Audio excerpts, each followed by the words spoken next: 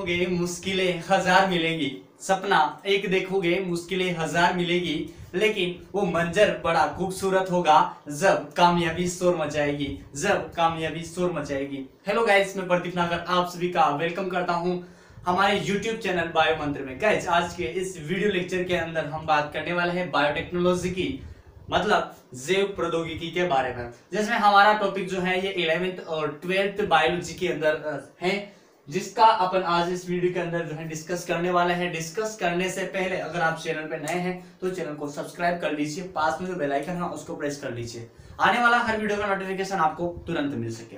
तो गाइज, आज की इस वीडियो के अंदर हम बायोटेक्नोलॉजी के ओनली हम इतिहास की बात करेंगे, जनरल बात करेंगे कि आखिर बायोटेक्नोलॉजी क्या होता है, क्या इसका सामान्य परिचय है, किस तरीके से बायोटेक्नोलॉजी को हमारे दैनिक जीवन में हम उपयोग करते हैं और आज की डेट के अंदर क्या इसका जो है यूज होता है।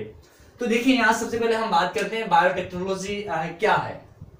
ठीक है, इसका सामान्य परिचय, सबसे पहले परिभाषा की बात करते हैं तो जीव विज्ञान की वह शाखा, जीव विज्ञान की वह शाखा जिसमें विज्ञान तथा आनुवांशिक अभियांत्रिकी के आधारभूत सिद्धांतों का उपयोग करके, विज्ञान और आनुवांशिक अभियांत्रिकी के आधारभूत सिद्धांतों का उपयोग करके आप क्या कर सकते हैं, यहाँ पे विभिन्न सजीव घटकों जिससे कि सूक्ष्म जीवों का उपयोग करके, ठीक है, सूक्ष्म जीवों की सहायता से मनुष्य के लिए, किसके लिए, मनुष्य के लिए एक से अधिक उपयोगी और लाभकारी आप इससे क्या कर सकते हैं, प्रोडक्ट इससे प्राप्त कर सकते हैं। और जो प्रोडक्ट मनुष्य के लिए लाभकारी और उपयोगी होते हैं, ये किसके द्वारा प्राप्त किए जाते हैं, बायोटेक्नोलॉजी के द्वारा। किसके द्वारा, बायोटेक्नोलॉजी के द्वारा। बेस्ट एंड क्वालिटी से भरपूर जो है ये प्रोडक्ट होते हैं। अब बात करते हैं कि जो आपके बायोटेक्नोलॉजी टर्म है ये किसने दिया था, शब्द की बात करते हैं यहाँ पे।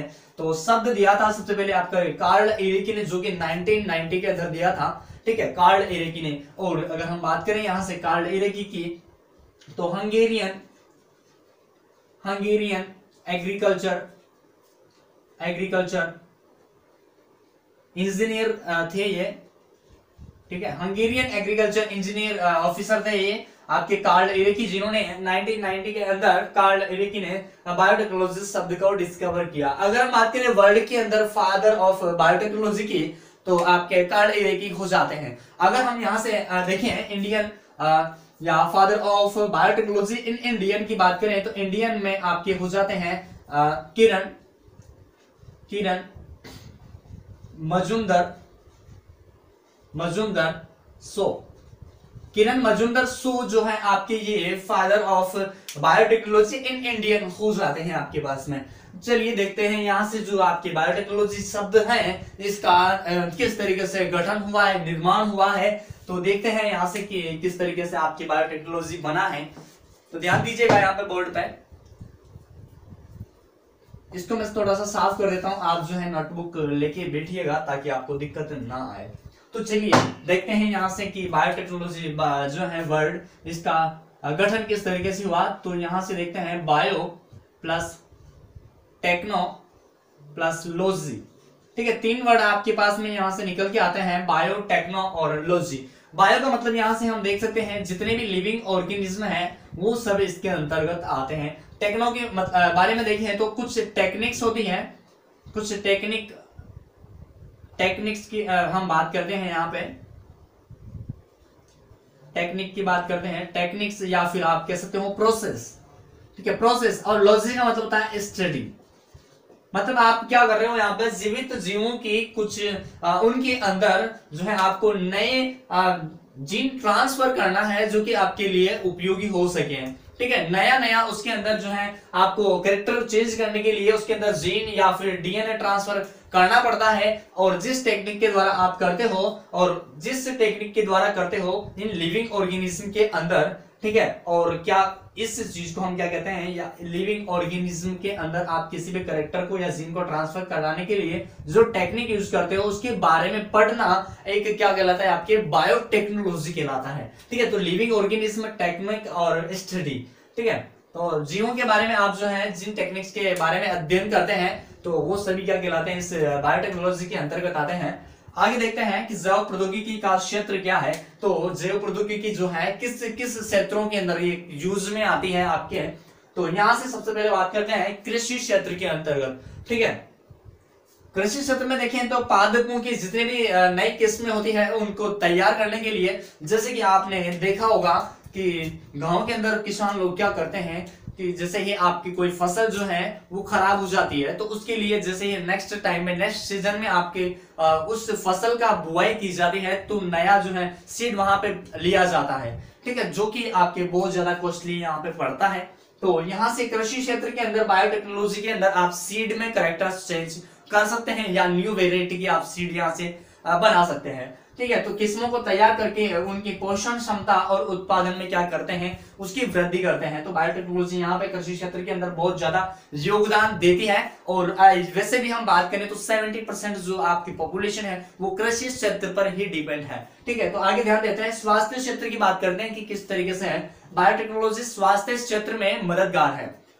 रोग निदान के लिए, मतलब कुछ ऐसे रोग होते हैं जिनका निदान इतनी आसानी से नहीं हो पाता है, रोगों के उपचार में किया जाता है। जैसे कि आपके टीके जो है, वैक्सीन, इनका डिस्कवरी किया जाता है। और स्वास्थ्य क्षेत्र में इनका भी क्या योगदान होता है बायोटेक्नोलॉजी का, वैक्सीन बनाने के लिए। आगे बात करते हैं औद्योगिक क्षेत्र, जितने भी आपके फैक्ट्रीज वगैरह होती है, कारखाने होते हैं, ये सब इसके अंतर्गत आते हैं। इसमें अनेक पदार्थों और रसायनों का उत्पादन किया जाता है। जो फैक्ट्रीज औद्योगिक क्षेत्र होता है, इसके अंदर बायोटेक्नोलॉजी के थ्रू आपके क्या किया जाता है, पदार्थों का और रासायनिक उत्पादन इनका किया जाता है। आगे देखते हैं पर्यावरणीय क्षेत्र में किस तरीके से मददगार है बायोटेक्नोलॉजी। तो अपशिष्ट पदार्थों के निपटान के लिए जो है बायोटेक्नोलॉजी यहाँ पे काम करता है। अपशिष्ट पदार्थों की जैसे गंदगी वगैरह है, पर्यावरण प्रदूषण हो रहा है ज्यादा, जिसके कारण आपकी जो है बीमारियां भी बढ़ती है। तो यहाँ से आपके पर्यावरण क्षेत्र में बायोटेक्नोलॉजी का बहुत ज्यादा महत्व यहाँ पे रहता है। नोट की बात करते हैं कि बायोटेक्नोलॉजी एक शुद्ध विज्ञान नहीं है। ठीक है, आप कह सकते हैं यहाँ पे कि ये एक प्रकार की अशुद्ध या मिश्रित साइंस है। ठीक है, मिश्रित विज्ञान है, अनेक शाखाएं होती है इसके अंतर्गत, इसलिए यह सम्मिश्रण है। ठीक है, साइंस या किसी शाखाओं की ये क्या है, एक मिश्रण है। जैसे कि आपने यहाँ पे देख रखा है माइक्रोबायोलॉजी। ठीक है, सूक्ष्म जीव विज्ञान जिसको हम बोलते हैं, जेनेटिक इंजीनियरिंग, आनुवांशिक अभियांत्रिकी इसके अंतर्गत शामिल है। बायोकेमिस्ट्री, ठीक है, जैव रसायन इसके अंतर्गत जो है शामिल है। तो आप ध्यान दीजिएगा, इसको एक प्रकार से सम्मिश्रण विज्ञान के नाम से जाना जाता है। आगे देखते हैं कि यहां से अगर हम देखें कि एक्चुअल में फादर ऑफ बायोलॉजी किसे कहा जाता है। अगर आपसे पूछा जाए कि एक्चुअल में father of biology sorry biotechnology किसको कहा जाता है, तो लुईस पास्चर आपको नाम ध्यान रखिएगा। ठीक है, नेक्स्ट बात करते हैं AFB, European federation of biotechnology. ठीक है, जैव प्रौद्योगिकी की सूक्ष्म जीवों, संवर्धित ऊतक कोशिकाओं व उनके अंगों की क्षमताओं के प्रौद्योगिकी प्रयोग को प्राप्त करने के लिए बायोकेमिस्ट्री, माइक्रोबायोलॉजी तथा जेनेटिक इंजीनियरिंग का समाकलित उपयोग किया जाता है। जैसा कि थोड़ी देर पहले आपको मैंने बताया था कि यहाँ से जो है एक प्रकार का सम्मिश्रण साइंस है, ये microbiology, genetic engineering and biochemistry इसके अंतर्गत आती है। वही बात यहाँ पे समझाई गई है अच्छी तरीके से। यूरोपियन फेडरेशन ऑफ बायोटेक्नोलॉजी एक संस्था है जो कि आपके क्या करती है, इन सभी कार्यों को प्रोवाइड करवाती है बायोटेक्नोलॉजी के अंतर्गत। तो देखिए यहाँ से जैव प्रौद्योगिकी सूक्ष्म जीव इसके अंतर्गत काम में लिए जाते हैं। साथ ही साथ संवर्धित ऊतक कोशिकाएं इनके अंतर्गत काम में ली जाती है। और अंग उनकी क्षमताओं के प्रौद्योगिकी प्रयोग को प्राप्त करने के लिए, ठीक है, उनकी क्षमताओं को बढ़ाने के लिए, उनको बेस्ट बनाने के लिए, उनकी जो क्वालिटी होती है उसको चेंज करने के लिए, उसके कैरेक्टर को चेंज करने के लिए, उसका उत्पादन बढ़ाने के लिए, इन सभी में बायोटेक्नोलॉजी बहुत ज्यादा मददगार आपके सामने यहाँ पे होती है। नेक्स्ट बात करते हैं जैव प्रौद्योगिकी की युक्तियां। अब देखो कौन कौन सी युक्तियां हैं इस जैव प्रौद्योगिकी के अंतर्गत, कौन कौन से मेथड्स हैं उसकी हम बात करने वाले हैं यहाँ पे। सबसे पहले आता है परंपरागत जैव प्रौद्योगिकी। परंपरागत जैव प्रौद्योगिकी के अंतर्गत अगर हम देखें यहाँ से, तो खाद्य पदार्थ किण्वन व जैविक नियंत्रण इसके अंतर्गत आते हैं। जितने भी खाद्य पदार्थ हम बनाते हैं वो सब इसके अंतर्गत आते हैं। किण्वन, फर्मेंटेशन जो है, जैविक नियंत्रण, ठीक है, बायो कंट्रोल अगर हम बात करें तो वो भी इसके अंतर्गत युक्तियों में आते हैं। आपके आधुनिक जैव प्रौद्योगिकी कौन कौन से हैं, तो ये एक प्रकार की जो है आधुनिक की बात कर रहे हैं, मॉडर्न की बात कर रहे हैं यहाँ से। तो इसमें जटिल व खर्चीली तकनीकें आती हैं। जैसे कि हम यहाँ से देख लेते हैं कौन कौन सी ऐसी आधुनिक जैव प्रौद्योगिकी टेक्निक्स हैं जिनको हम यहाँ पे देखने की कोशिश करते हैं, बारी बारी से समझने की कोशिश करते हैं। पशुओं में भ्रूण हस्तांतरण या हम कह सकते हैं एम्ब्रियो ट्रांसफर इन एनिमल्स, एम्ब्रियो ट्रांसफर इन एनिमल्स, एनिमल्स के अंदर आप क्या कर सकते हो, यहाँ पे एनिमल्स के अंदर भ्रूण का ट्रांसफर करवा सकते हैं। ठीक है, आगे देखते हैं पुनर्योगज डीएनए प्रौद्योगिकी, रिकॉम्बिनेंट डीएनए टेक्निक। आपको रिकॉम्बिनेंट डीएनए टेक्निक बनाने के लिए या रिकॉम्बिनेंट डीएनए बनाने के लिए कुछ टेक्निक्स की यूज की जाती है, जिसको आने वाले कुछ वीडियोस के अंदर हम जो है वहां पे बात करेंगे अच्छी तरीके से। पुनर्योगज डीएनए किसे कहते हैं, क्या होता है, किस तरीके से इस बायोटेक्नोलॉजी जेनेटिक इंजीनियरिंग में यूज होता है। आपके सबसे मेन है यहाँ पे आपके पुनर्योगज डीएनए, जिसके द्वारा किसी भी जीव के अंदर या फिर आप किसी भी सीड का प्रोडक्शन अधिक मात्रा में करवाना चाहते हैं तो उसकी वेराइटी चेंज करने के लिए आपको रिकॉम्बिनेंट डीएनए की यहाँ पे जरूरत पड़ेगी। नेक्स्ट बात करते हैं सूक्ष्म जीवों की आनुवंशिक अभियांत्रिकी, जेनेटिक इंजीनियरिंग ऑफ माइक्रोब्स। इसके अंतर्गत देखिए, यहाँ से जेनेटिक इंजीनियरिंग के अंतर्गत हम देखें तो जो जितने भी माइक्रोब्स हैं, जितने भी सूक्ष्म जीव हैं, सूक्ष्म माइक्रो लिविंग ऑर्गेनिज्म हैं, उन सभी का उपयोग इसके अंतर्गत लिया जाता है। आगे देखते हैं पशुओं की आनुवंशिक अभियांत्रिकी, तो एनिमल्स के अंदर भी आप जो है इस जेनेटिक इंजीनियरिंग के थ्रू कुछ कैरेक्टर्स इनका चेंज कर सकते हो, या फिर आप जो है उसके दूध की उत्पादन क्षमता जो है उसको बढ़ा सकते हैं।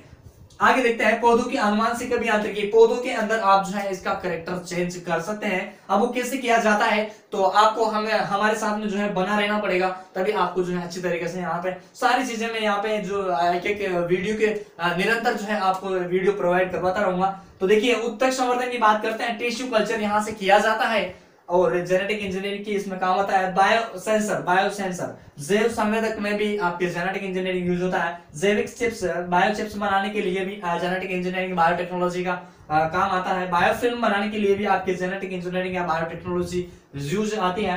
एक क्लोनिंग प्रतिरक्षी उत्पादन या मोनोक्लोनल एंटीबॉडी प्रोडक्शन के लिए भी आपकी बायोटेक्नोलॉजी काम आती है। आगे हम देखते हैं कि कुछ ऐसे गंभीर समस्याएं मानव जीवन में जो है उत्पन्न हो रही है, तो उनका समाधान किस तरीके से जो है, कौन कौन सी समस्याओं का समाधान इस बायोटेक्नोलॉजी के अंतर्गत किया जाता है। तो देखते हैं कौन कौन सी हमारे पास में आते हैं। सबसे पहले आता है कि असाध्य कुछ बीमारियां होती है जिनका नियंत्रण इतनी आसानी से नहीं होता है, तो उनका नियंत्रण भी आपकी बायोटेक्नोलॉजी के पास में उसका निदान है, उपचार है। आगे देखते हैं कि खाद्य पदार्थों में जो कमी हो रही है, खाद्य पदार्थों में न्यूट्रिएंट्स वगैरह पोषण की जो कमी हो रही है उसको दूर किया जा सकता है बायोटेक्नोलॉजी के थ्रू।